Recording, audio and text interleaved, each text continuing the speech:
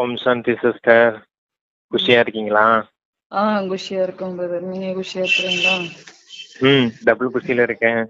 அப்பா ஆத்ம உணர்வுக்கு ஒரு பயிற்சி வேற சொல்லி கொடுத்திருக்காரு இன்னைக்கு.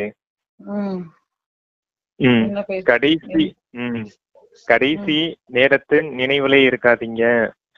அந்த நேரத்தின் நினைவுல இருக்காதீங்க, கடைசி அந்த நினைவின் நிலையிலே நிலைச்சிருங்க அப்படின்னு சொல்லியிருந்தார். கடைசி நிலை என்ன நிலை? ஆத்மாவாயி பரமாத்மாவை நினைக்கணும். அந்த விஷயத்தை யோசிச்சுட்டே இருங்க அப்படிங்கறத சொல்றாரு. கடைசி நேரம் எப்படி இருக்குமோ ஏது இருக்குமோ அப்படின்னு யோசிக்காம கடைசி நிலை எப்படி இருக்குமோ அதை யோசிச்சுட்டே இருங்க அப்படின்னாரு. அதுவும் கூட ஆத்ம உணர்வுக்கு நல்ல பயிற்சியா இருந்துச்சு. அதான் டபுள் குஷியில இருக்கேன்னு.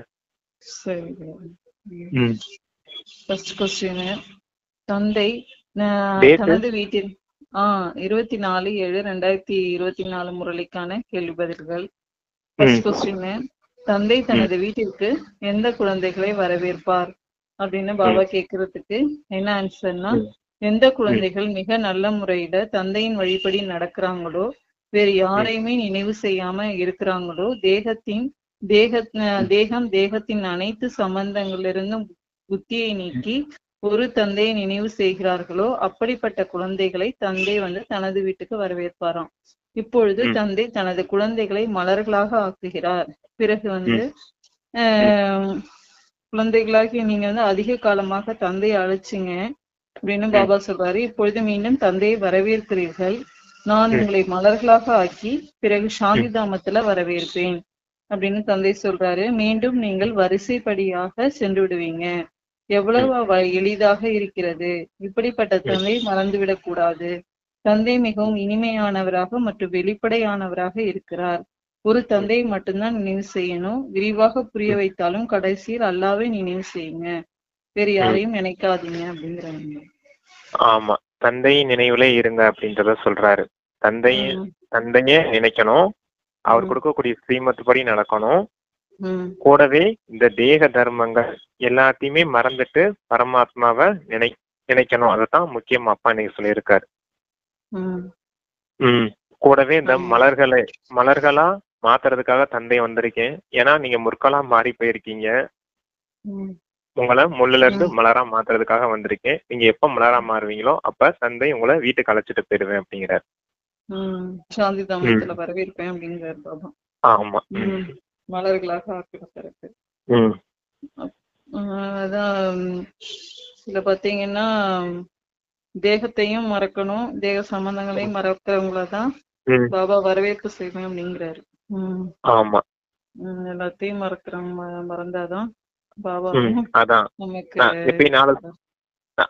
நாலு சொல்லுவோம் இல்லையா எப்பயும், தேகம், தேக உறவுகள், தேக பொருட்கள், தேக உலகம். நாளையும் மறந்துட்டா என்ன ஆகும்? வெறும் ஆத்மா மட்டும்தான் இருப்போம். எல்லாத்தையுமே மறந்துட்டோம், வெறும் ஆத்மா மட்டும்தான் இருப்போம். இறுதி நேரம் தந்தை நினைவு, பரமாத்மாவுடைய நினைவு மட்டும்தான் இருக்கும். அதுதான் எல்லாத்தையுமே முடிச்சுக்கோங்க அப்படின்றத சொல்றாரு. ஏன்னா நீங்க ஜீரோ ஆகுங்க, அப்படின்னா ஹீரோ ஆக முடியும் அப்படின்னு சொல்வார் இல்லையா. அதான் ஜீரோனா ஆத்மா தான் ஜீரோ, எதுவுமே என்கிட்ட இல்ல, வெறும் ஆத்மா மட்டும்தான் நானு அப்படிங்கிற உணர்வுல இருக்குது. எப்ப அந்த நிலைமைக்கு வந்துட்டீங்களோ அப்ப நீங்க சத்தியுகத்துக்கு போகும்போது ஹீரோவா வந்துடுவீங்க அப்படிங்கறது, ஹீரோ பார்ட் பண்ணக்கூடியவங்களா மாறிடுவீங்க. நெக்ஸ்ட் பிரதர், எப்படிப்பட்ட இனிய சம்பந்தம் வேறு எந்த தந்தைக்கும் ஏற்படாது அப்படின்னு பாபா கேட்கிற கொஸ்டினுக்கு என்ன ஆன்சர்னா, குழந்தைகள் தங்களோட தந்தை மற்றும் சாந்தி தாமம் சுகதாமத்தின் நினைவுல அமரணும். ஆத்மாவானது தந்தையை மட்டும்தான் நினைவு செய்யணும். இந்த சுகதாமத்தை மறந்துடணும். தந்தை மற்றும் குழந்தைகளின் இந்த சம்பந்தமானது இனிமையா இருக்குது. இப்படிப்பட்ட இனிய சம்பந்தம் வேறு எந்த தந்தைக்குமே ஏற்படாது. சம்பந்தமானது முதல்ல தந்தையிடம், பிறகு ஆசிரியரிடம், பிறகு குருவிடம் ஏற்படுது. இப்பொழுது இங்க இந்த மூவரும் ஒருவராக இருக்கிறாரு. இதுவும் புத்தியில நினைவு இருந்துச்சுன்னா குஷியின் விஷயமா இருக்கும் அப்படிங்கிறாங்க. ஆமா, உலகியல் விஷயத்த சொல்றாரு. தந்தை, ஆசிரியர், சத்குரு இவங்கெல்லாம் வருஷப்படியா கிடப்பாங்க. சின்ன வயசு இருக்க குழந்தை பிறக்குது அப்பனா தந்தையோட பாலனை கிடைக்கும், தந்தையோட வளர்ப்பு இருக்கும் இல்லையா பிறந்த குழந்தைக்கு, அது தந்தையோடைய பாலனை. அது அப்புறம் ஒரு வயசு வந்ததுக்கு அப்புறம் ஸ்கூலுக்கு அனுப்பிடுவாங்க இல்லையா ஆசிரியர்கிட்ட. அந்த காலத்துல குருகுலம் இருந்துச்சு, குருகுலத்துக்கு அனுப்பிடுவாங்க ஆசிரியர் கூட படிக்கிறதுக்கு. அது முடிஞ்சதுக்கு அப்புறம் இறுதி வானப்பிரஸ்த நிலை வரும்போது எல்லாரும் குருவை தேடி போயிருவாங்க இல்லையா. இது உலகியல் விஷயம் இப்படி இருக்குது, தந்தை, ஆசிரியர், சத்குரு. ஆனா இங்க 3 பேருமே ஒரே ஆளா இருக்காரு அப்படிங்கறத சொல்றாரு அப்பா. இதுதான் குஷிக்கான விஷயமா இருக்குது சிந்தனை செஞ்சு பாத்தீங்கன்னா அப்படின்னு.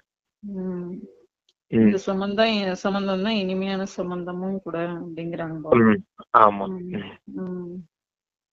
நெக்ஸ்ட், ஊரு சுற்றினாலும் புத்தியில் எது மட்டுமே நினைவு இருக்கணும் அப்படின்னு பாபா கேக்குறாங்க. அதுக்கு என்ன ஆன்சர்னா, ஒரே ஒரு தந்தை கிடைச்சிருக்கிறாரு. அவர் மிக எளிய வழியை சொல்றாரு. தந்தை வந்து சாந்தி தாமத்தை மற்றும் சுகதாமத்தை நினைவு செய்யுங்க, இந்த துக்க தாமத்தை மறந்துடுங்க. ஊர் சுற்றினாலும் புத்தியில இது மட்டும்தான் நினைவு இருக்கணும். இங்க தொழில் போன்ற காரியங்கள் வேற எதுவுமே கிடையாது. வீட்டில் அமர்ந்திருக்கிறீங்க. 3 வார்த்தைகள் நினைவு செய்ய தந்தை சொல்றாரு. உண்மையில இருப்பது ஒரு வார்த்தை தான். தந்தையை நினைவு செய்யுங்க. தந்தையை நினைவு செய்யறதன் மூலம் சுகதாமம் மற்றும் சாந்தி தாமம் 2 ஆசைய நினைவும் வந்துடுது. கொடுக்கக்கூடியவர் தந்தை மட்டுமே. நினைவு செய்வதன் மூலம் குஷியின் அளவு அதிகரிக்குது. குழந்தைங்களாகிய உங்களது குஷியானது மிகவும் பிரபலமானது அப்படிங்கிறாங்க பாபு. ஆமா, நேத்து கூட பார்த்தோம் இல்லையா, அந்திமதி சோகதி அப்படின்னு. இறுதி நேரத்துல என்ன நினைவு இருக்கணும் உங்களுக்கு? ஒண்ணு தந்தையை நினைக்கணும், பரமாத்மா நினைக்கணும். இல்லாட்டினா அவர் இருக்கக்கூடிய இடத்த நினைக்கணும், அதுதான் சாந்தி தாமம். பரமாத்மாவை நினைக்கணும் இறுதி நேரத்துல. இல்லாட்டினா அந்த சாந்தி தாமம் வீட்டை நினைக்கணும். இன்னொன்னு என்ன நினைக்கணும்? சுகதாமத்தை நினைக்கணும், சொர்க்கத்தை நினைக்கணும். நேற்று பார்த்தோம் இல்லையா, அந்திமதி சோகதி. இறுதி நேரத்துல என்னென்ன நினைவு இருக்கணும் அதே தானே அப்ப இங்கேயும் சொல்றாரு. ஒண்ணு வீட்டை நினைக்கணும், இல்ல சாந்தி தாமத்தை நினைங்க, இல்ல சுகதாமத்தை நினைங்க. ஆனா இத 3மே சேர்த்து ஒரே விஷயமாவும் சொல்லிடலாம், அப்பாவை நினைவு செய்யுங்க அப்படின்னு. எப்படி இருந்தாலும் புரிய வைக்கலாம், ஆனா நீங்க விஷயம் ஒண்ணுதான் அப்படிங்கிறாரு. எதை மட்டும் நினைவு செய்தால் போதும்னு பாபா கேக்குறாங்க. அதுக்கு என்ன ஆன்சர் அப்படின்னு பாத்தீங்கன்னா, பக்தி மார்க்கத்துல நீங்க அதிக சேவைகளை செஞ்சீங்க, ஆனால் செல்லக்கூடிய வழி கிடைக்கல அப்படிங்கிறாங்க பாபா. பக்தி மார்க்கத்துல கிடைக்கவே இல்லை. இப்பொழுது தந்தை மிகவும் எளிய வழியை சொல்றாரு. தந்தை தந்தையாகவும் இருக்கிறாரு, ஆசிரியராகவும் இருக்காரு.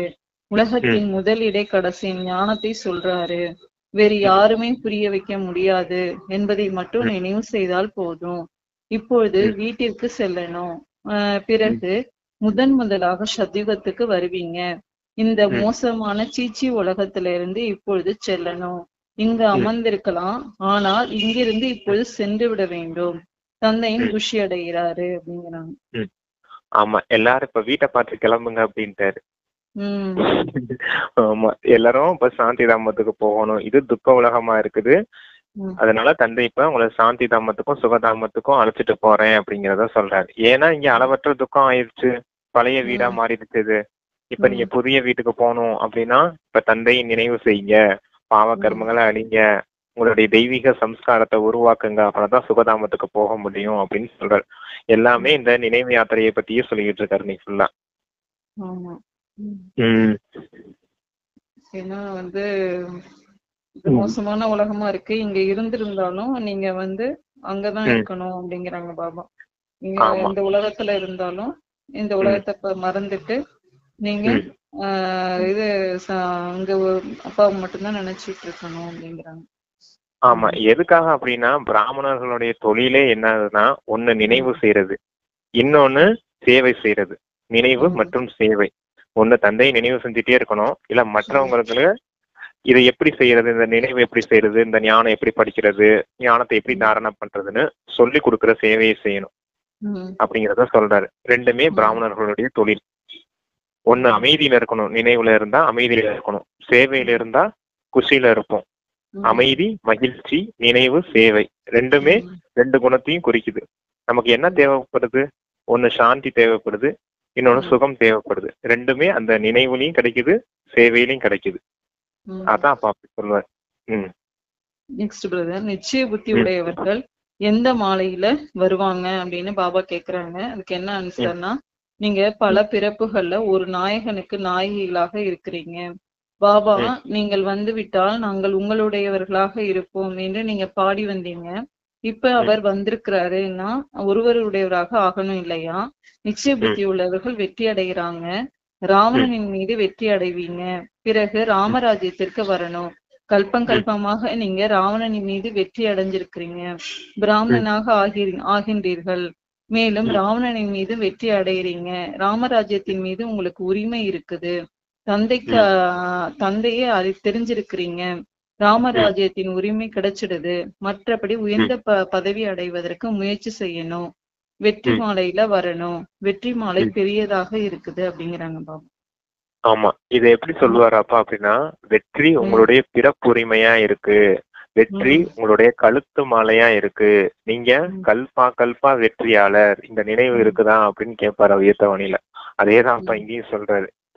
அப்ப நீங்க கல்பா வெற்றியாளர், நீங்க இப்ப ராவண ராஜ்யத்துல இருக்கீங்க, பல ஒவ்வொரு கல்பத்திலயும் இந்த ராவண ராஜ்யத்துல இருந்து கடந்து அந்த ராமராஜ்யத்துக்கு போயிருக்கீங்க அப்படிங்கறது சொல்றாரு அப்பா. இந்த நினைவு இருக்குதா அப்படின்னு. இது ஏற்கனவே அடைஞ்சிருக்கிறீங்க, இப்பயும் அடைய போறீங்க அப்படிங்கிறாங்க பாபா. ஆமா. நெக்ஸ்ட் பிரதர், சத்யுகத்தில் ராஜாக்களை என்னவென்று கூறப்படுது அப்படின்னு பாபா கேட்டிருக்காங்க.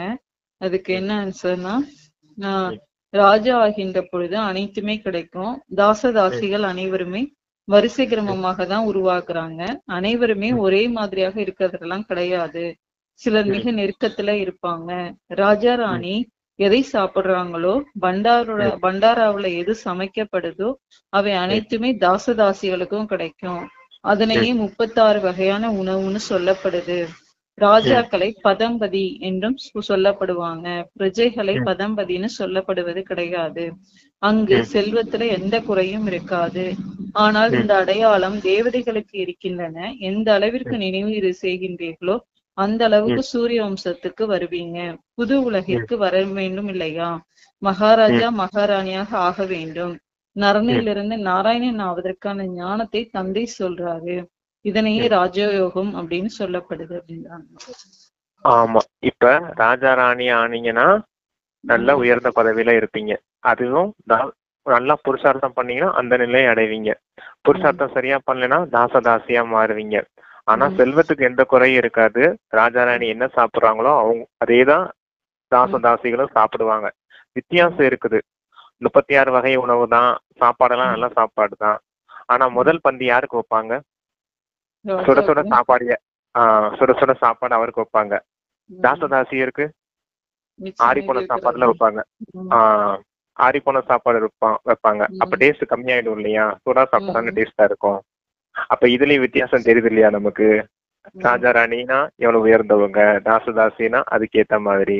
அப்ப இதெல்லாம் ஞாபகம் வச்சு நல்லா புருஷார்த்தம் பண்ணி உயர்ந்த பதவி ஆவீங்க அப்படிங்கிறாரப்பா. 36 வகை உணவுலாம் கிடைக்கும், செல்வத்துக்குலாம் எந்த குறையும் இருக்காது. ஆனாலும் ஒரு குறைபாடுன்னு ஒண்ணு இருக்கு இல்லையா, வித்தியாசம் இருக்குது இல்லையா, அது சொல்றாரப்பா. நெக்ஸ்ட் கொஸ்டின், பாபா நம்மிடம் எத்தனை முறை பலியாவதாக சொல்றாரு, அதுக்கு என்ன ஆன்சர் அப்படின்னா, என் ஒருவனையே நினைவு செய்யுங்க அப்படின்னு தந்தை மிக எளிய மற்றும் நேரான வழியை சொல்றாரு. குழந்தைங்களேன்னு சொல்லி தந்தை புரிய வைக்கிறாரு. குழந்தைகளிடத்துல தந்தை பலியாகிறாரு, வாரிசாக இருக்கிறாரு எனில் பலியாக வேண்டி இருக்குது. பாபா நீங்கள் வந்தால் நாங்கள் பலியாகிடுவோம்னு நீங்களும் சொல்லியிருந்தீங்க, உடல் மனம் பொருள் உட்பட பலியாகி விடுவோம். நீங்கள் ஒரே ஒரு முறை பலியாகிறீங்க, பாபா 21 முறை பலியாகிறாரு. குழந்தைகளுக்கு தந்தை நினைவும் ஏற்படுத்துறாரு, புரிந்து கொள்ளவும் முடியும். அனைத்து குழந்தைகளும் வரிசை கிரமமான முயற்சியின்படி அவரவர்களது பாக்கியத்தை அடையறதுக்காக வந்திருக்கிறாங்க அப்படின்னு அப்பா சொல்றாங்க. ஆமா, நீங்க ஒரு முறை பலியாகிறீங்க அப்பா கிட்ட, அப்பா உங்கள்ட்ட 21 முறை பலியாகிறேன் அப்படிங்கிறாரு. அப்படின்னா நீங்க உங்களுடைய ஆஸ்தியை பூரா எனக்கு இப்ப வில் செஞ்சிடுறீங்க, உங்களுடைய சொத்தை பூரா எனக்கு ஒப்படைச்சிடுறீங்க.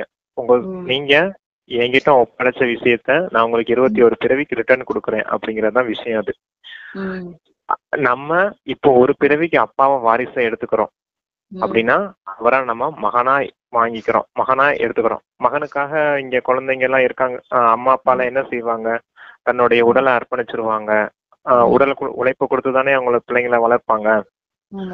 மனசு முழுக்க அந்த குழந்தைங்களை பத்தின நினைவும் அந்த பத்தின சிந்தனை தானே ஓடிக்கிட்டு இருக்கோம். மொத்த செல்வத்தையுமே அந்த குழந்தைங்களுக்காக தானே எழுதி வச்சிருவாங்க, சொத்து எழுதி வச்சிருவாங்க இல்லையா. சொத்து எழுதி வைக்கிறாங்க அம்மா அப்பானா யாரு மேல எழுதி வைப்பாங்க, குழந்தைங்க மேலதானே எழுதி வைப்பாங்க. அதனால அது போல அப்பா பேர்ல அப்பாவை குழந்தையா வச்சுக்கோங்க.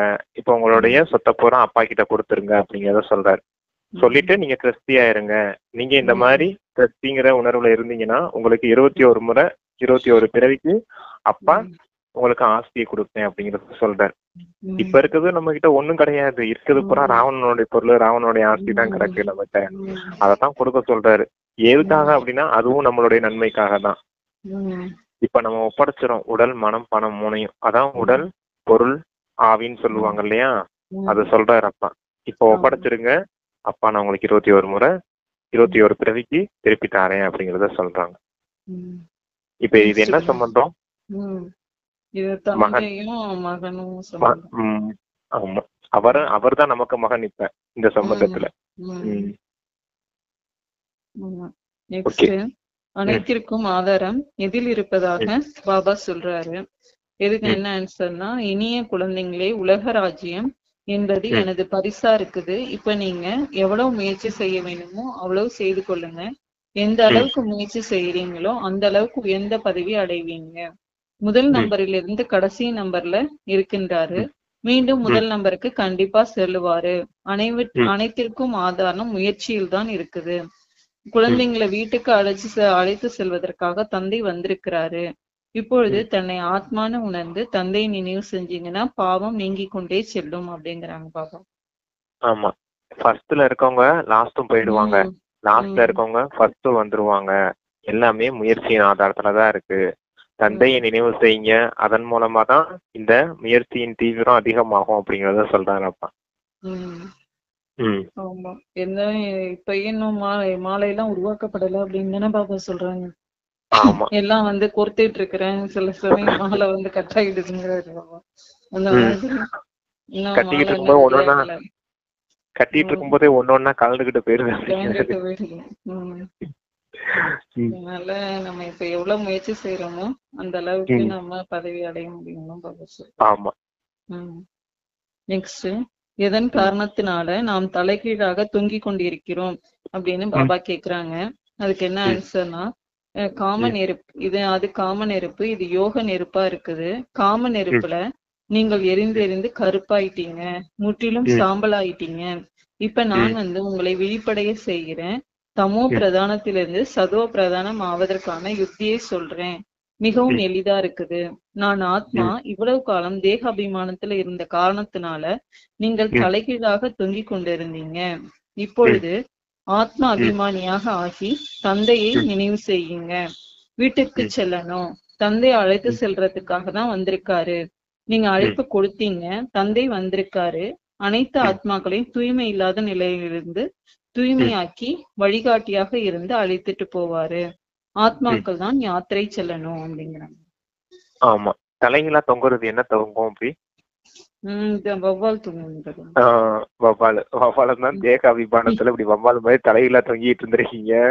இப்ப வந்து அப்ப உங்கள நேரா திருப்புறேன் அப்படிங்கறத சொல்றாரு. இப்ப தேக அபிமானத்துல என்ன செஞ்சீங்க? காமங்கிற நெருப்புல விழுந்துட்டீங்க, அதான் கருப்பா மாறி போயிட்டீங்க. இப்ப தந்தை வந்து உங்களை நேரா ஆக்குறேன், ஆத்மா அபிமானியா ஆக்குறேன். இப்ப இந்த ஞானம்ங்கிற சிதையில ஏத்துறேன் அப்படிங்கறத சொல்றாரு. ஞானம் யோகம்ங்கிற இந்த சிதையில ஏத்துறேன், நீங்க இப்ப வெள்ளையா மாறிடுவீங்க. அப்ப ஆத்மா அபிமானி ஆகும் போது தூய்மையாகி அப்பா கூட வீட்டுக்கு வந்துடுவீங்க, சுகதாமத்துக்கும் போயிடுவீங்க அப்படிங்கறத அப்பா சொல்றாரு. யாருக்கும் ராஜ்யம் கிடையாது, யாருக்கு ராஜ்யம் இருந்தது அப்படின்னு பாபா கேக்குறாங்க. அதுக்கு என்ன ஆன்சர்னா, நீங்க பாண்டவ சம்பிரதாயத்தை சார்ந்தவர்களாக இருக்கிறீங்க. பாண்டவர்களுக்கு ராஜ்யம் கிடையாது, கௌரவர்களின் ராஜ்யம் இருந்தது. இங்கு இப்பொழுது ராஜ்யம் அழிந்துருச்சு. பாரதத்தின் நிலை மிகவும் மோசமா ஆயிடுச்சு. நீங்க பூஜைக்குரிய உலகிற்கு எஜமானர்களாக இருந்தீங்க, இப்பொழுது பூஜாரியாக ஆகி இருக்கிறீங்க. ஆக உலகத்துக்கு எஜமானர்களாக யாரும் கிடையாது.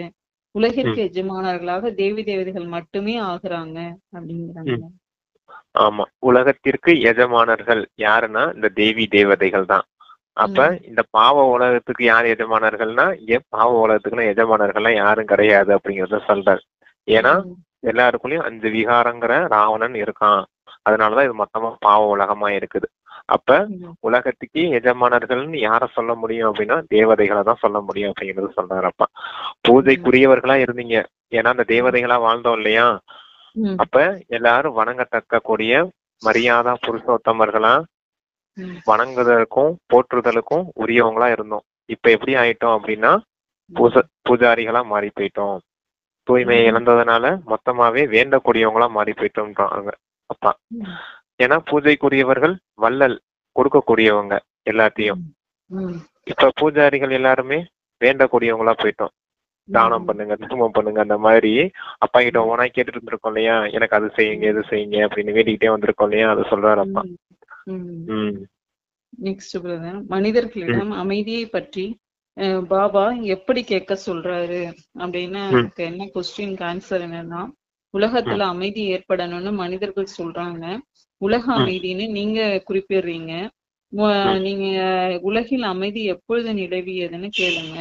உலக சரித்திரம் பூகோளம் திரும்பவும் நடைபெற்று கொண்டிருக்குது. சக்கரம் சுற்றி கொண்டே இருக்கும். உலகில் அமைதி எப்பொழுது நிலவியதுன்னு கேளுங்க. நீங்கள் எந்த அமைதியை விரும்புறீங்க? யாருமே சொல்ல முடியாது. உலகம் சொர்க்கமாக இருந்த பொழுது அமைதியாக இருந்ததுன்னு தந்தை புரிய வைக்கிறாரு. அதான் உலகம் எப்ப அமைதியா இருந்துச்சு? இந்த உலகத்துல எல்லாருமே அமைதியை விரும்புறாங்க, அமைதியா இருக்கணும்னு நினைக்கிறாங்க. ஆனா யாருமே அமைதியா இருக்க முடியல, ஏன்னா துக்கதாமமா இருக்குது. அப்பா அவங்க கிட்ட கேட்கணும், நீங்க உங்களுக்கு அமைதி வேணுமா? இந்த உலகத்துல எப்ப அமைதி இருந்துச்சு தெரியுமா? அப்படின்லாம் கேள்வி கேட்டு அவங்களுக்கு புரிய வைங்க. சொர்க்கமா இருக்கும் போதுதான் இந்த உலகத்துல அமைதி நிலவச்சு. இப்ப அந்த இடத்துக்கு போறதுக்காகத்தான் தந்தை நமக்காக ஸ்ரீமத் கொடுத்து நம்மள தூய்மையாக்கி அழைச்சிட்டு போறாரு அப்படின்னு சொல்லி புரிய வைங்க அப்படிங்கறத சொல்றாரு அப்பா. நெக்ஸ்ட் பிரதர், இது என்ன மாதிரி வியாபாரம் அப்படின்னு பாபா கேக்குறாங்க. இது சில்லறை வியாபாரமா இருக்குது அப்படிங்கிறாங்க பாபா. மொத்தத்துல ஒரே ஒரு வார்த்தை தான் சொல்றாரு, என் ஒருவனை மட்டுமே நினைவு செய்யுங்க. தந்தையிடமிருந்துதான் எல்லையற்ற ஆசி கிடைக்குது. இதுவும் பழைய விஷயமா இருக்குது. 5000 ஆண்டுக்கு முன்னாடி பாரதம் சொர்க்கமா இருந்துச்சு. குழந்தைங்களுக்கு தந்தை உண்மையிலும் உண்மையான கதையை சொல்றாரு. சத்யநாராயணனின் கதை, 3வது கண்ணின் கதை, அமரக்கதை மிகவும் பிரபலமானவைகளா இருக்குது. உங்களுக்கும் ஞானம் என்ற 3வது கண் கிடைக்குது. அதனை 3வது கண்ணின் கதை, தீஸ்ரீன் கதைன்னு சொல்றாங்க பாபா. சொல்லப்படுது. அவர்கள் பக்தியின் புத்தகங்களை உருவாக்கிட்டாங்க. இப்பொழுது குழந்தைங்களாகி உங்களுக்கு அனைத்து விஷயங்களும் நல்ல முறையில புரிய வைக்கப்படுது. சில்லறை மற்றும் மொத்த வியாபாரம் இருக்கும் அல்லவா? கடலை மையாக ஆக்கினாலும் எழுத முடியாத அளவுக்கு ஞானம் சொல்றாரு. இது சில்லறை வியாபாரமா இருக்குது. மொத்தத்துல மண் மனோபவ என்று மட்டுமே சொல்றாரு அப்படிங்கிறாங்க. ஆமா, இப்ப வியாபாரியா நம்மகிட்ட பேசிட்டு இருக்காரு. நீங்க ஹோல்சேல் பிசினஸ் பண்றீங்களா இல்ல சில்லறை வர்த்தகம் பண்றீங்களா? ஆமா, ரீட்டைல் பண்றீங்களா அப்படின்னு. இப்ப ஹோல்சேல் பிசினஸ் பண்ணணும் அப்படின்னா ஒரே வார்த்தை தான், மண்மனாபவ. அதுலயே மொத்தமா எல்லாத்தையுமே அடைஞ்சிடுவீங்க. எல்லா பாக்கியமும் அந்த மண்மனாபவங்கிற நிலையிலே இருக்கு. ஆத்மாவாகி பரமாத்மாவை நினைக்கணும். இல்ல பரமாத்மா நமக்கு கொடுத்த பாக்கியத்தின் நினைவுல இருக்கணும். அதாவது மத்தியாஜீபவ, மண்மனாபவ, மத்தியாஜீபவ. இதுதான் என்னது ஹோல்சேல் பிசினஸ். இதை செய்றீங்களா? இல்லாட்டினா தந்தையோடைய அந்த ஞான விஷயங்கள்லாம் இருக்கு இல்லையா, அந்த கடலையே மையாக்குனாலும் எழுதி தீராத விஷயம், அவ்வளவு ஞானத்தை தந்தை கொடுக்குறாரு. அந்த விஷயத்துல சிந்தனை செஞ்சு பிராக்டிஸ் பண்ணிட்டு இருந்தீங்க அப்படின்னா சில்லறை வர்த்தகமா இருக்குது, ரீட்டைல் பிசினஸா இருக்குது. எது உங்களுக்கு வேணும்?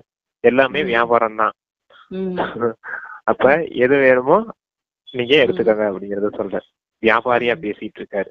அவர்கிட்ட நம்ம வியாபாரம் செய்யணும். ஆனா உலகத்துல என்ன சொல்லி வச்சுட்டாங்க? கடவுள்கிட்ட எல்லாம் வியாபாரம் செய்யக்கூடாது அப்படின்னு சொல்லி வச்சிருக்காங்க. அது பக்தியில அப்படி சொல்லி வச்சிருக்காங்க. அது இப்ப நமக்கு அது இரவுல மனிதர்கள் சொன்னது. ஆனா பகல் நேரம் வந்தாச்சு, தந்தை கிட்ட இப்ப நம்ம பிசினஸ் பண்ணணும் அப்படிங்கறத சொல்றாரு. இதுக்கு முன்னாடி கூட சொன்னாரு பாத்தீங்களா, அப்பா கிட்ட எல்லாத்தையும் அர்ப்பணிச்சிருங்க, 21 பிறவிக்கு தந்தை தாரேன் அப்படின்னு. இன்னும் சில முறையில சொல்லுவாரு, நான் கள்ளங்கவடம் மற்ற கடைக்காரனா வந்திருக்கேன் அப்படின்னு சொல்லுவாரு. கேட்டிருக்கீங்களா? தந்தைக்கு தான் கள்ளங்கவடம் மற்ற கடைக்காரன். ஒண்ணு கொடுத்தோம்னு வச்சுக்கோங்க வேணுமா அவர்கிட்ட, அவர் நமக்கு பல மடங்கு திருப்பி கொடுப்பாரு, பல கோடி மடங்கு திருப்பி கொடுப்பாரு. அதனாலதான் சொல்றாரு, என்கிட்ட வியாபாரம் வச்சுக்கோங்க அப்படின்னு, இந்த ஹோல்சேல் பிசினஸ் பண்ணுங்க அப்படின்னு. நல்ல ம். பிசினஸ் யுக்தி உள்ளவங்க தான் நல்லா பண்ணுவாங்கன்னு சொல்லுவாங்கல்ல பாபா. நல்ல நம்மளும் தெரியும். தந்திரம், பிசினஸ் தந்திரம் தெரிஞ்சவங்க நல்ல வியாபாரம் பண்ணுவாங்க அப்படிங்கிற மாதிரி. ஆமா ஆமா. இதுல நமக்கு நம்மளும் தந்திரம் தெரியணும். இல்ல நம்மளும் தெரியும் பிசினஸ் பண்ண தெரியாது அவங்களுக்கு. ஆமா. 21 பேரே வைசியரா வாழ்ந்திருக்கோம் இல்லையா? ம். ம். கண்டிப்பா. ம். நெக்ஸ்ட் அதான் பிசினஸ் பண்ணுங்க அப்படின்றாரு. பாபா எந்த மொழியில ஞானம் கொடுக்கிறாரு அப்படின்னு கேக்குறாங்க. அதுக்கு என்ன ஆன்சர்னா, தந்தை வந்து சமஸ்கிருத மொழியில எல்லாம் ஞானம் கொடுக்கறது இல்ல. அவர் ராஜாவை கொண்டு இருப்பதால் தனது பாஷையில் நடத்துறாரு. தனது மொழி ஒரே ஒரு ஹிந்தியாகத்தான் இருக்கும். பிறகு ஏன் சமஸ்கிருதத்தை கற்றுக்கொள்ளணும்? எவ்வளவு பணத்தை செலவு செய்யறாங்க அப்படிங்கிறாங்க பாபா. ஆமா, ஏன்னா பக்தியில சொல்லி வச்சிருக்காங்க சமஸ்கிருதம்ங்கிறது கடவுள் மொழி அப்படின்னு. கடவுளே சொல்லிக்கிட்டு இருக்காரு, அது சமஸ்கார மொழியெல்லாம் நான் பேசுறது இல்ல, ஹிந்தி தான் என்னுடைய மொழி அப்படிங்கறது சொல்றாரு. அந்த மொழியில தான் அதுதான் அங்க சொர்க்கத்திலயும் வரப்போகுது, ஹிந்தி தான். அப்ப இதுதானே தொடக்கம், இங்க இருந்துதான் ஆரம்பிக்குது. இங்க ஹிந்தி வந்து கலப்படமான ஹிந்தியா இருக்குது, அங்க சொர்க்கத்துல இனிமையான ஹிந்தி, இனிமையான வார்த்தைகள், இனிமையான பாஷை, இனிமையான மொழியா இருக்கும் அப்படிங்கிறதுக்காக அப்ப சொல்றாரு. சமஸ்கிருதத்தை படிக்கிறதுக்கெல்லாம் நிறைய செலவு பண்றாங்க அப்படின்னு எல்லாம் சொல்லுவாரு. சாஸ்திரம் படிக்கிறதுக்காக அதுல என்ன போட்டிருக்கு கோயில்லயே பாத்தீங்கன்னா சமஸ்கிருதத்துல பண்ணாதான் பலன் அதிகம் அப்படிங்கிற மாதிரி எல்லாம் சொல்றாங்க. அது வந்து அப்பதான் கடவுளுக்கு சேரும். இல்ல மந்திரம் சொல்லும் போது கூட சமஸ்கிருதத்துல சொன்னாதான் கடவுளுக்கே புரியும்லாம் சொல்லி வச்சிருக்காங்க. இங்கதான் கடவுளே வந்து சொல்றாரு இல்லையா, எனக்கு அந்த மொழியில பிடிக்காது.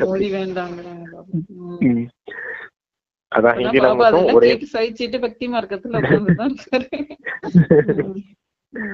ஆமா, கேட்டுட்டு தானே கல்பனா எத்தனை ஆயிரம் வருஷமா பாபா சமஸ்கிருத மொழியை கேட்டுட்டு தானே இருக்காரு. ஆமா. நெக்ஸ்ட் பிரதர், நாம் பரிசாவாக எங்கு ஆக வேண்டும் அப்படின்னு பாபா கேக்குறாங்க. அதுக்கு என்ன ஆன்சர்னா, சாந்தி தேவனின்னு சொல்றாங்க. தந்தை தான் சாந்தி கடலாக இருக்கிறாரு அப்படின்னா அவரை நினைவு செய்யறாங்க. சொர்க்கத்தை ஸ்தாபனை செய்யக்கூடிய தந்தை இங்குதான் இருக்கிறாரு, சூட்சும வதனத்துல எதுவுமே கிடையாது.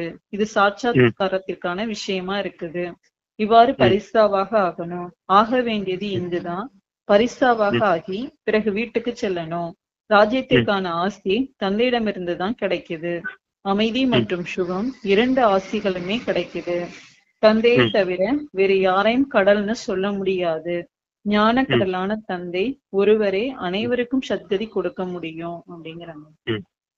ஆமா, இப்ப பரிஸ்தாவா மாறணும்னு சொல்லியிருக்காரு. பரிஸ்தாவா எங்கட மாறுறது? நம்ம இங்கேயே மனம் புத்தி இங்கேயே மாறணும்னா எப்படி மாறுறது? நம்ம மனிதர்களால இருக்கோம், எப்படி பரிஸ்தாவா மாறுறது அப்படின்னா நம்மளுடைய மனம் புத்தினால பறக்கும் கலையில இருக்கணும் அப்படிங்கறத சொல்றாரு. இந்த தேகத்தின் உணர்வுல இருந்து விடுபட்டு ஆத்மா உணர்வுல இருக்கணும், அதுதான் பரிஸ்தா. முதல்ல இங்கேயே பரிஸ்தாவா உங்களுடைய மனம் புத்தினால அந்த தெய்வீக சம்ஸ்காரத்தை உருவாக்குங்க. எப்படின்னா அப்பா கொடுத்தாரு இல்லையா இந்த பயிற்சி, மத்தியா தீபவ மன்மனா பவ, இந்த நிலையில இருந்து அந்த சம்ஸ்காரத்தை உருவாக்குங்க, அதுதான் பரிஸ்தா. நீங்க எப்போ இதையே பயிற்சி பண்ணி இதே உங்களுக்குள்ள பயிற்சி பண்ணதுனால எல்லாருக்கிட்டையும் நல்ல தெய்வீக குணங்களை வெளிப்படுத்தக்கூடிய சம்ஸ்காரம் வெளிப்பட ஆரம்பிச்சிருச்சோ, தந்தை எப்ப பிரத்யட்சம் ஆவாரோ அப்ப முழுமையான பரிஸ்தாவா மாறிடுவீங்க. எப்ப இந்த பரிஸ்தாவா மாறிட்டீங்களோ அப்ப சாந்தி தாமத்துக்கு தந்தை அழைச்சிட்டு போயிடுவேன். சாந்தி தாமத்துல இருந்துதான் அடுத்து சுகதாமம் போகணும். அப்ப தந்தை கிட்ட இருந்துதான் இந்த சுகத்திற்கான ஆஸ்தி கிடைக்குது அப்படிங்கறத சொல்றார். அலங்காரம் பண்றதும் அவர் தான், பரிஸ்தாவா அலங்காரம் பண்றதும் அவர் தான். ஏன்னா நமக்கு ஞானம் கொடுத்திருக்காரு, ஈஸ்வரிய ஞானம் கொடுத்தாரு, ஈஸ்வரிய குணம் கொடுத்தாரு, ஈஸ்வரிய சக்தியை கொடுத்திருக்காரு. ஞானம், குணம், சக்தி, இந்த 3ஐயும் கொடுத்ததுனாலதான், அதை பயிற்சி பண்ணாதான் நம்ம பரிஸ்தாவா மாறுறோம். அப்புறம் முழுமை நிலையை, சம்பூர்ண நிலையை அடையும் போது சாந்தி தாமம் போறோம், சாந்தி தாமம் போயிட்டு அங்க இருந்து சுகதாமம் போறோம் அப்படிங்கறத சொல்றாரு. இத்தனை ஸ்டேஜ நம்ம இப்ப கடந்து போகணும். நெக்ஸ்ட் பிரதர், இங்க எதன் விளையாட்டு நடப்பதாக பாபா சொல்றாரு. நான் உங்களோட தந்தை, ஆசிரியர், குருவாக இருந்து உங்களுக்கு சத்கதியை கொடுக்கிறேன். பிறகு உங்களை துர்கதியாக ஆக்குவது யார் என்று தந்தை கேட்கிறாரு. ராவணன்னா துர்கதி மற்றும் சத்கதிக்கான விளையாட்டு இது. ராவணன் துர்கதியா ஆக்குறது ராவணன்னு சொல்லிடுறாரு. இது வந்து துர்கதி மற்றும் சத்கதிக்கான விளையாட்டா இருக்குது. இது யாராவது குழப்பம் அடைகிறாங்கன்னா கேட்கலாம். பக்தி மார்க்கத்துல அநேக கேள்விகள் எழுது, ஞான மார்க்கத்துல கேள்விக்கான விஷயமே கிடையாது அப்படிங்கிறாங்க. ஏன் கேள்விக்கான விஷயம் இல்ல அப்படின்னா எல்லாமே சிம்பிளா இருக்குது, எல்லாருமே புரிஞ்சுக்கலாம் அப்படிங்கறதுக்காக சொல்றாரு. இப்ப சத்கதி துர்கதி ரெண்டுக்குள்ள டிஃபரன்ஸ் என்ன அப்படின்னா, சத்கதி வழங்கக்கூடியவர் தந்தையா இருக்காரு, அதே துர்கதியில தள்ளக்கூடியவன் யாருன்னா ராவணனா இருக்கான். இது துர்கதி சத்கதிக்கான விளையாட்டா இருக்குது இந்த சங்கம யுகம் அப்படிங்கறத சொல்றாரு. இப்ப நம்ம தானே இது முயற்சி பண்ணிக்கிட்டு இருக்கோம். நல்ல கதி கொடுக்கக்கூடியவர் அப்பான்னு இப்பதான் தெரிஞ்சிருக்கோம், துர்கதி அடைய வைக்கக்கூடியவன் இந்த ராவணன் இப்பதானே தெரிஞ்சிருக்கோம். இப்பதான் இந்த டிராமாவுடைய விளையாட்டையும் நம்ம தெரிஞ்சிருக்கோம் அப்படிங்கறத சொல்றாரு. அரை கல்பம் சத்கதியில இருந்திருக்கோம், ஜீவன் முக்தியில இருந்திருக்கோம், அரை கல்பம் இப்படி துர்கதிக்கு வந்துட்டோம் அப்படிங்கறத சொல்றாரு. இதுதான் டிராமா அப்படின்னு. யாரையும் விட்டு வைக்கவில்லை அப்படின்னு பாபா சொல்றது என்ன? அதுக்கான ஆன்சர் என்னன்னா, சாஸ்திரங்கள்ல சிவபாபா முதல் தேவதைகள் வரைக்கும் எவ்வளவு நிந்தனை செஞ்சுட்டாங்க, யாரையுமே விட்டு வைக்கல. இவ்வாறு நாடகம் உருவாக்கப்பட்டிருக்குது, மீண்டும் செய்வார்கள். இந்த தேவி தேவதா தர்மம் அதிக சுகத்தை கொடுக்க கூடியதுன்னு தந்தை சொல்றாரு. பிறகு இந்த துக்கமே இருக்காது அப்படிங்கிறாங்க பாபா. ஆமா, சாஸ்திரத்துல யாரையுமே விட்டு வைக்கல, எல்லாருமே நிந்தனை செஞ்சு வச்சிருக்காங்க. பரமாத்மா நிந்தனை செஞ்சுட்டாங்க, தேவி தேவதைகள் நிந்தனை செஞ்சுட்டாங்க, அதான் யாரையுமே விட்டு வைக்கல, எல்லா தேவதைகளையும் நிந்தனை செஞ்சுட்டாங்க அப்படின்றத சொல்றாரு. அப்புறம் என்ன சொன்னாங்க? இது அதான் இதே அப்பாவையும் நிந்தனை செஞ்சுட்டாங்க, தேவி தேவதைகளையும் நிந்தனை செஞ்சுட்டாங்க, யாரையுமே விட்டு வைக்கல அந்த நாடகம் அப்படின்னு சொல்லிட்டு. ஏன்னா வந்து இப்ப காளியை கூட ரொம்ப கொடூரமா காட்டியிருப்பாங்க, ஒவ்வொரு தேவி தேவதைகள் முகத்தெல்லாம் இதா காமிச்சிருப்பாங்க. அவங்க எல்லாம் வந்து அழுக்கான உணவுகள்லாம் சாப்பிடுவாங்க, அவங்களுக்கு பலி கொடுக்கணும் அப்படின்லாம் சொல்லிட்டு தேவி தேவதைகளை நிந்தனை செஞ்சது இந்த மாதிரிதான். இந்த மாதிரிலாம் செஞ்சிட்டாங்க அப்படிங்கிறாங்க. நெக்ஸ்ட் டைம் யார் உலகத்துக்கு எஜமானர்கள் ஆக முடியாது அப்படின்னு பாபா கேக்குறாங்க. அதுக்கு என்ன ஆன்சர்னா, தந்தை வந்து தந்தை உங்களை எவ்வளவு புத்திசாலியா ஆக்குறாரு, இந்த லட்சுமி நாராயணன் புத்திசாலியாக இருக்கிறாங்க, ஆனால் அதனால்தான் உலகத்துக்கு எஜமானர்களாக இருக்கிறாங்க. புத்தியற்றவர்கள் உலகத்துக்கு எஜமானர்களாக ஆக முடியாது. முதல்ல நீங்கள் முட்களா இருந்தீங்க, இப்ப மலரா ஆகிட்டு இருக்கீங்க, அதனாலதான் பாபாவும் ரோஜா மலரை கொண்டு வர்றாரு.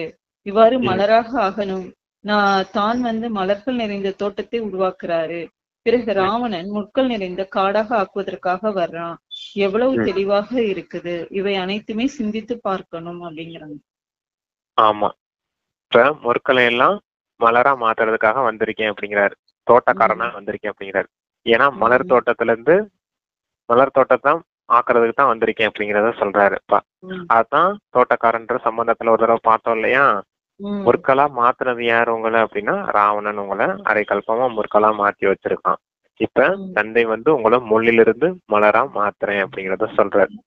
யார புத்திசாலிங்க அப்படின்னு சொல்ல முடியும்னா, லட்சுமி நாராயணர்கள் வந்து உலகத்திற்கு எஜமானர்களா இருந்தாங்க, அவங்கதான் உலகத்திற்கு எஜமானர்களா ஆக முடியும், புத்திசாலியா இருக்கவங்கதான். புத்தியற்றவர்கள் அவங்க உலகத்துக்கு எஜமானர்களா ஆக முடியாது அப்படிங்கறத சொல்றாரப்பா. நெக்ஸ்ட் இது யாருக்கு இப்படிப்பட்ட மகிமையை ஒரு பொழுதும் செய்ய மாட்டாங்க அப்படின்னு பாபா கேக்குறாங்க. அதுக்கு என்ன ஆன்சர்னா, ஒருவரை நினைவு செய்யறதன் மூலம் அனைத்துமே வந்துடுது, தந்தையிடமிருந்து ஆஸ்தி கிடைக்குது, இது மிக உயர்ந்த செல்வமா இருக்குது, அமைதிக்கான ஆஸ்தியும் கிடைக்குது, ஏன்னா அவர் சாந்தி கடலா இருக்காரு. லௌகீக தந்தைக்கு இப்படிப்பட்ட மகிமை ஒரு பொழுதும் செய்ய மாட்டீர்கள் அப்படிங்கிறாங்க. ஆமா, லௌகீக தந்தைக்கு வந்து இந்த மாதிரி மகிமை எல்லாம் கிடையாது, சாந்தி கடல், ஞான கடல், சுக கடல் அப்படின்ற மகிமை எல்லாம் கிடையாது. யாருக்கு? உலகியல் தந்தைக்கு, உடல் கொடுத்த தந்தைக்கு. ஆமா, எல்லாமே பரமாத்மாவுக்கு புரியுது. அப்ப இந்த ரெண்டு விஷயத்தையும் புரிஞ்சுக்கணும் அப்படிங்கறத சொல்றாரு. ஆத்மாவான தந்தை பரமாத்மாவுக்கு தான் சாந்தி கடல், ஞான கடல், சுகக்கடல், மகிழ்ச்சியின் கடல், மன்னிப்பு கடல், மொத்தமாவே கடலா இருக்கேன் அப்படிங்கறத சொல்றப்ப இந்த பெருமை இவருக்கு மட்டுமே அப்படின்னு. யார் வந்து அனைவருக்குமே பிடித்தமானவராக இருக்கிறாரு அப்படின்னு கேக்குறாங்க. அதுக்கு என்னன்னா, ஸ்ரீ கிருஷ்ணர் தான் அனைவருக்குமே பிடித்தமானவராக இருக்கிறாரு. அவரது ம், பிறப்பு தான் முதல்ல ஏற்படுது. அதனாலதான் அனைவருமே அவர் மீது அன்பு செலுத்துறாங்க ம். அப்படிங்கிறாங்க. உலகத்திலேயே அதிகமான பிடித்தமானவரா இருக்கிறவரு ஸ்ரீ கிருஷ்ணரா? கிருஷ்ணர் தான். ம், ஆமா. ம். ம், ஏன் அப்படின்னா முதல் டிராமால முதல் வந்த ம், ஆத்மா அதுதான். ம், சத்தியுகத்தை ஆரம்பிச்சு வைக்கிறதுக்காக ம், முதல்ல வந்த ஆத்மா. அதனாலதான் ம், பக்தி மார்க்கத்துல கூட அவருடைய மகிமை செஞ்சுட்டு இருக்காங்க அப்படிங்கறத சொல்றேன். அதனாலதான் அவரை ம், எல்லாருக்குமே பிடிக்குது. ஏன்னா ம், அவ்வளவு விசேஷம் நிறைஞ்ச ஆத்மா அது.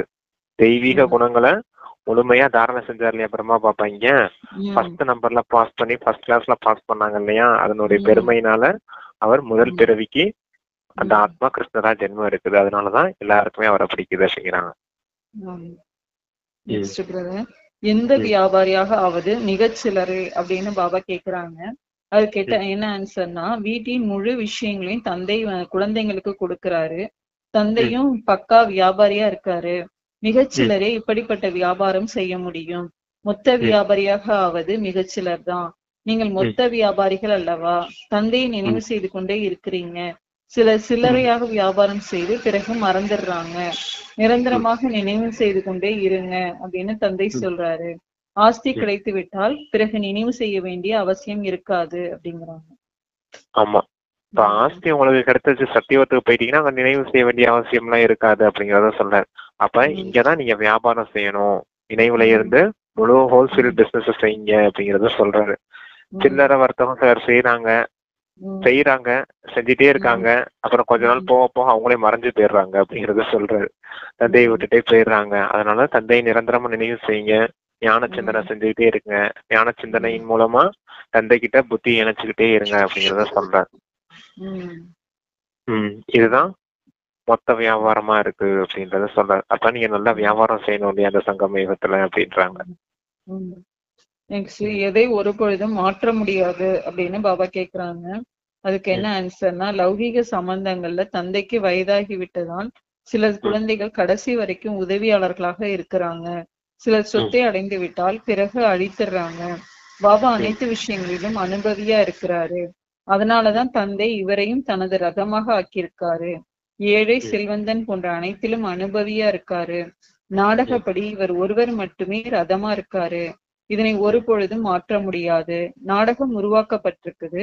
இதில் ஒரு ம். பொழுதும் மாற்றம் ஏற்பட முடியாது அப்படிங்கிறாங்க. ஆமா, எனக்கு ரதம் இவர் ஒருத்தர் தான், இதை எப்பவுமே உம் மாத்த முடியாது அப்படிங்கறத சொல்றாரு. நாடகமே உம் அப்படித்தான் அமைக்கப்பட்டிருக்கு, நாடகத்துல எந்த உம் ஒரு மாற்றமும் வராது அப்படிங்கறத உம் சொல்றாங்க அப்பா. இவருக்கு உம் ஏழை பணக்காரன் ரெண்டு பார்ட்டுமே பண்ணியிருக்காரு இவரு. அதனால உம் இவருக்கு எல்லாமே தெரிஞ்சிருக்குது, அனுபவி ரதமா இருக்காரு அப்படிங்கறத சொல்றாரு. உம் ஏன்னா சொத்துக்காக பிள்ளைங்க என்ன செய்யறாங்க, ஒரு பக்கம் சொத்தை வாங்கிட்டு மொத்தமா அழிச்சிடுறாங்க, சொத்தப்புறம் அழிச்சிடுறாங்க, தாய் தந்தையை கூட வீட்டை விட்டு விரட்டிடுறாங்க இல்லையா. உம் அப்படின்னு சிலர் இருக்காங்க. இன்னும் சிலர் எப்படி இருக்காங்க அப்படின்னா, வயசாயிருச்சுன்னா அவங்களையும் பார்த்துக்கிட்டு உம் தாய் தந்தையும் பார்த்துக்கிட்டு தாய் தந்தைக்கு உதவியாளர்களாகவும் இருக்காங்க அப்படிங்கறத சொல்றாரு. நெக்ஸ்ட் பிரதர், ம், பிராமண வாழ்க்கையின் ஆளுமைத்தன்மை பற்றி பாபா சொல்றது என்ன? அதுக்கு ம், என்ன ஆன்சர்னா, பிராமணன் ஆவதே மிகப்பெரிய பாக்கியம் என்பதை பாப்தாதா அனைத்து பிராமண குழந்தைகளுக்கும் நினைவூட்டுறாரு. ஆனால் ம், பிராமண வாழ்க்கையின் ஆஸ்தி சொத்து திருப்தி ஆகும். மேலும் ம், பிராமண வாழ்க்கையின் ஆளுமை தன்மை மகிழ்ச்சி ஆகும். இந்த ம், அனுபவத்திலிருந்து ஒரு பொழுதும் வஞ்சிக்கப்பட்டு இருக்கக்கூடாது. ம், அதிகாரியா இருங்க. எப்பொழுதும் வள்ளல் வரதாதா வரங்களை தருபவர் திறந்த மனதுடன் பிராப்தியின் ம், பொக்கிஷங்களை தர்றாரு. எனவே ம், அதை அனுபவத்துல கொண்டு வாங்க மற்றும் ம், மற்றவர்களையும் அனுபவி ஆக்குங்க. ம், அப்பொழுதுதான் விசேஷ ஆத்மான்னு சொல்லப்படுவீங்க அப்படிங்கிறாங்க. ம். ஆமா. இப்ப திருப்தி திருப்தி மகிழ்ச்சி பத்தி ரெண்டு விஷயத்த சொல்லியிருக்காரப்பா. திருப்தி உம் தான் பிராமணர்களுடைய ஆஸ்தி, சொத்தா இருக்குது. எப்பவுமே திருப்தியா இருங்க, மற்றவர்களையும் திருப்திப்படுத்துங்கன்னு தானே நமக்கு ஸ்லோகனு. உம் அதுதான் உங்களுடைய சொத்தா இருக்குது அப்படிங்கறத சொல்றாரு. அப்புறம் மகிழ்ச்சி, உம் அது உங்களுடைய ஆளுமை தன்மையா இருக்குது, அதுதான் உங்களுடைய பர்சனாலிட்டி. எப்பவுமே உம் மகிழ்ச்சியான முகத்தோட இருங்க அப்படின்னு சொல்லுவார் இல்லையா. உம் குஷியா இருங்க, பர்சனாலிட்டி உங்களுடைய உம் ஆளுமை தன்மைய அதுதான் அப்படிங்கறத சொல்றாங்க. உம் எப்பவுமே இந்த விஷயங்களை நிறைஞ்சவங்களா இருக்கணும். ஏன் அப்படின்னா தந்தை உம் உம் வள்ளலா இருக்காரு, வரங்களை வழங்கக்கூடிய வள்ளலா இருக்காரு, மொத்த உம் கஜானாவையும் திறந்து வச்சிருக்காரு. அவர்கிட்ட இந்த மாதிரி பொக்கிஷங்கள், திருப்தி, மகிழ்ச்சி எல்லாத்தையும் உங்களுக்குள்ள சேமிச்சுட்டு நீங்களும் அனுபவம் செய்யுங்க. மற்றவர்களுக்கும் இதே விஷயத்த சொல்லி அனுபவம் செய்ய வைங்க. அப்பனா தான் உங்களை விசேஷ ஆத்மான்னு சொல்ல முடியும் அப்படின்னு சொல்றாரு அப்பா. நெக்ஸ்ட், எந்த நிலையை யோசனை செய்ய வேண்டும் அப்படின்னு பாபா கேக்குறாங்க. கடைசி நேரத்தை யோசிப்பதற்கு பதிலாக கடைசி நிலையை யோசனை செய்யுங்க அப்படிங்கிறாங்க பாபா. நீங்க சொன்னீங்க. ஆமா ஆமா, இது ஆத்ம உணர்வுக்கு நல்ல பயிற்சி. கடைசி நேரத்தை பத்தியே யோசிச்சுட்டு இருக்க கூடாது. கடைசி நிலை எப்படி இருக்கும், நம்மளுடைய நிலை எப்படி இருக்கும், நம்ம கரெக்டா ஆத்மா ஸ்திதியிலே இருப்போமா, அப்பாவை நினைச்சிட்டே இருப்போமா, இதை பத்தி யோசிச்சுக்கிட்டே இருங்க. ஐயோ கடைசி நேரம் இப்படி ஆயிடுமோ, அப்படி ஆயிடுமோ, இவங்கெல்லாம் நம்மளை விட்டுட்டு போயிருவாங்களோ, இந்த வீடெல்லாம் இடிஞ்சு விழுந்துருமோ, இந்த உலகமும் அழிஞ்சு போயிடுமோ, இப்படிலாம் பயந்துகிட்டு இந்த நேரத்தை பத்தி யோசிச்சுக்கிட்டு இருக்காங்க. இந்த விநாசத்தை பத்தி யோசிச்சுட்டு இருக்காதீங்க. நீங்க எப்படி இருப்பீங்க, வெளியே இருக்க விஷயத்த பத்தி யோசிச்சுட்டு இருக்காதீங்க. நீங்க எந்த நிலையில இருப்பீங்க, வெளியே எல்லாம் நடக்கதான் போகுது, விநாசம்லாம் நடக்கதான் போகுது. உள்ளுணர்வு எப்படி இருக்கும், ஆத்மா உணர்வுல இருக்குமா, பரமாத்மா நினைவுல இருப்பானா, சாந்தி தம்மம் கரெக்டா போய் சேர்ந்துருவானா, சுகதம்மத்துல என்ன பதவி அடைய போறேன் அப்படிங்கிறத, அந்த மாதிரி உங்களுடைய இறுதி நிலை எப்படி இருக்கணும், தேவதா ரூபத்துக்கு மாறிடுவானா, பரிசுத்தா ரூபத்துக்கு மாறிடுவானா, அப்படி இந்த மாதிரி விஷயங்களை யோசிச்சுட்டே இருங்க. அப்ப அந்த நிலையை அடைஞ்சிருவீங்க அப்படிங்கிறத சொல்றாரு அப்பா. இதுதான் நல்ல ஆத்ம உணர்வுக்கான பயிற்சி, ஆத்ம அபிமானி ஆகிறதுக்கான பயிற்சி, ஆத்ம சிந்தனை எல்லாமே அந்த ஒரு ஸ்லோகன்ல அடங்கி இருக்குது. அதை நல்லா பயிற்சி பண்ணி பார்க்கலாம் ஆத்ம உணர்வுக்கு. சரி சார். ஓம் சாந்தி. இன்னைக்கு முரளி क्वेश्चन ஆன்சர் வந்து முடிஞ்சிருச்சு brother. Okay, Om Shanti. Thank you sister. Om Shanti. நன்றி பாபா.